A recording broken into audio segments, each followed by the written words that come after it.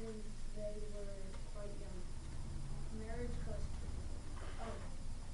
Okay, so birth of a child is a big deal to the Mayans.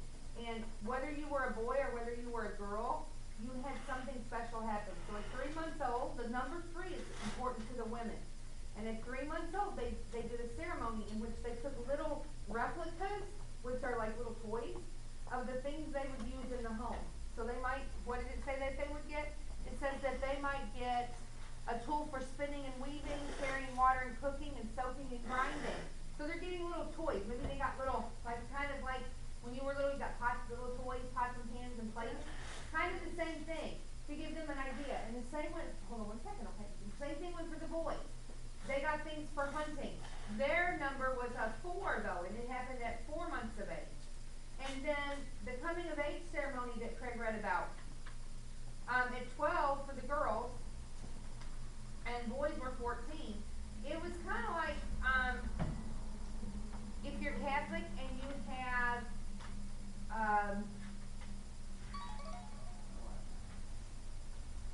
I'm sorry, my mind is not working today, everybody. If you go for your communion, is that what it's called? First communion. And but you know, it's kind of like that, where they're kind of a rite of passage, and the girls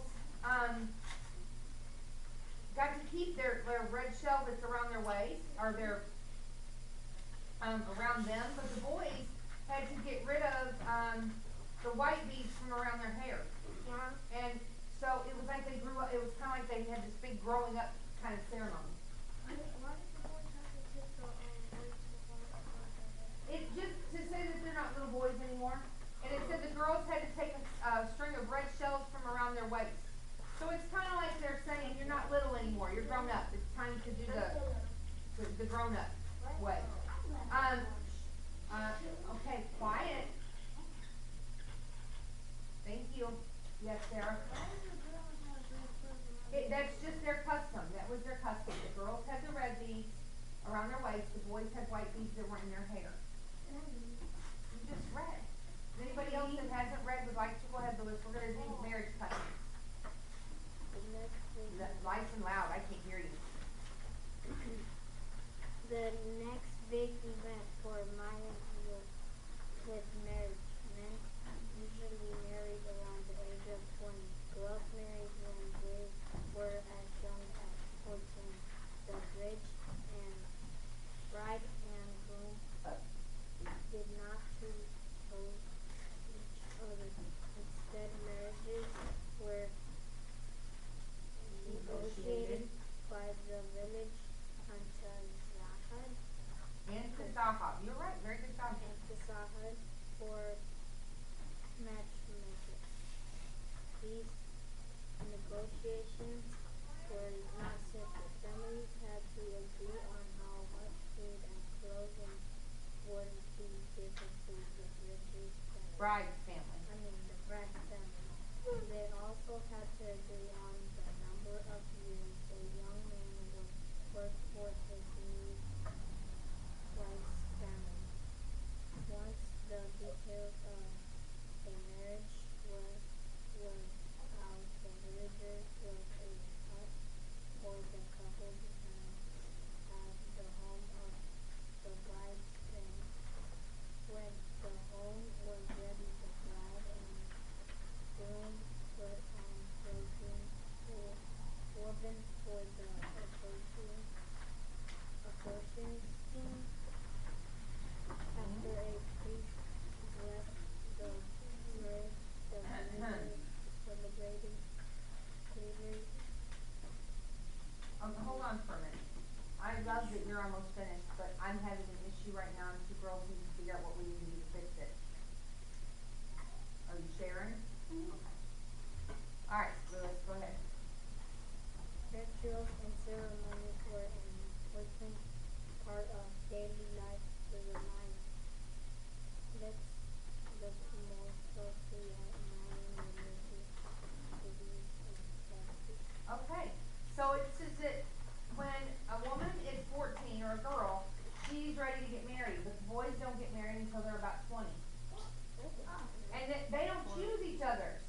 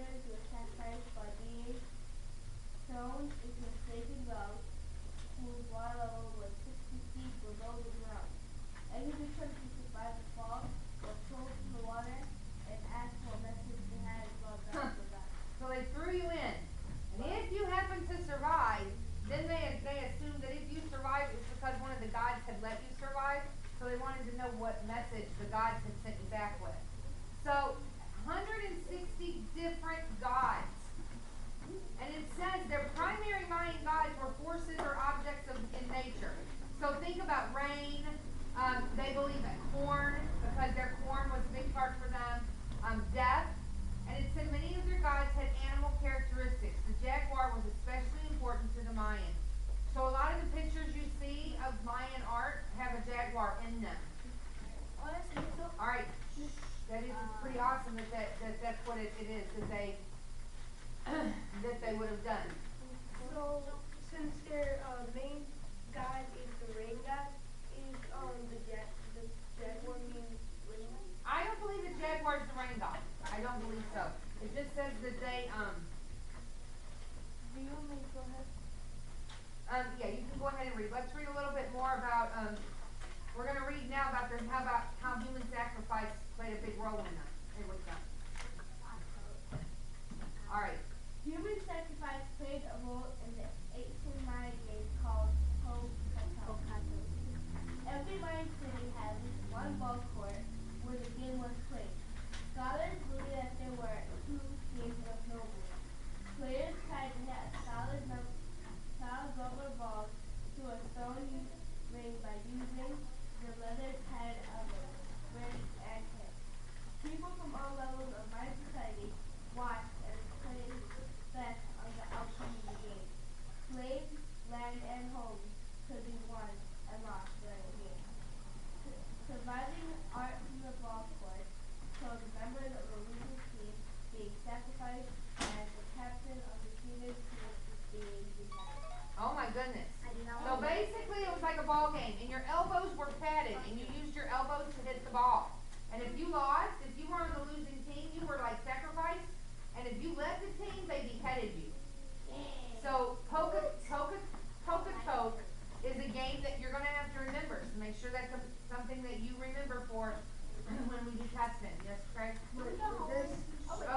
He had his hand raised and that's wonderful. He followed directions. Would they sacrifice the leader and then they would? I would say that his beheading was his sex. That's what they did. Well, he was. Cut his head off. Yes. What? Okay, why are we worried about homework right now? We're working. All right, let's finish up. Okay, the sacred calendar. Who would like to read? I want to read. Go ahead. Okay, go ahead. Sinai, you don't read yet. It says, The Maya used their mathematical calendar to develop complex calendars. Two main calendars were used for the lunar calendar. The first is the Earth calendar, based on the solar year, divided into the 18 months or 10 days per god on the earth. This totaled 365 days at the time.